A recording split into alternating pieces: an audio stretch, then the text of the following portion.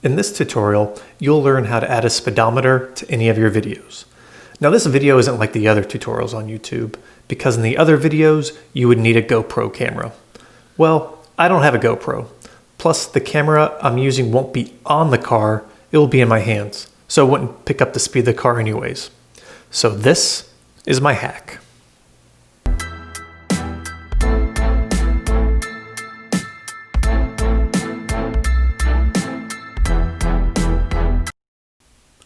To pull this off, you'll need two phones. One phone to record, and the other phone will need a speedometer app.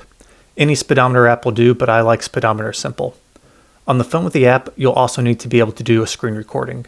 If you don't know how to do a screen recording on your phone, just search for a video on YouTube. There are some awesome ones out there.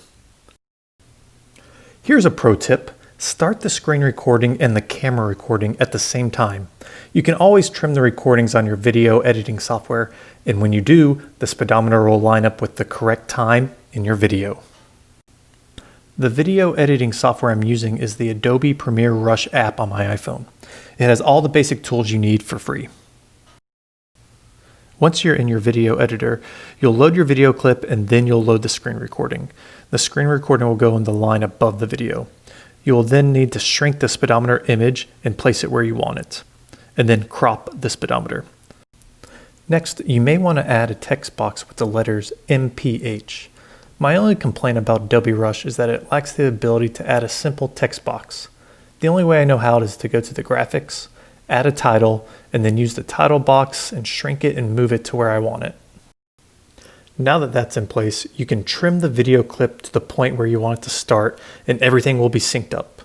Just delete the trim sections and you're done. Please, please, please hit the subscribe and like button. It'll help move this video up in the search results past all those GoPro tutorials. Side note, if GoPro wants to give me a camera to review and to make a tutorial using dual cameras, I won't turn that down. Balls in your court, GoPro. Thanks everyone.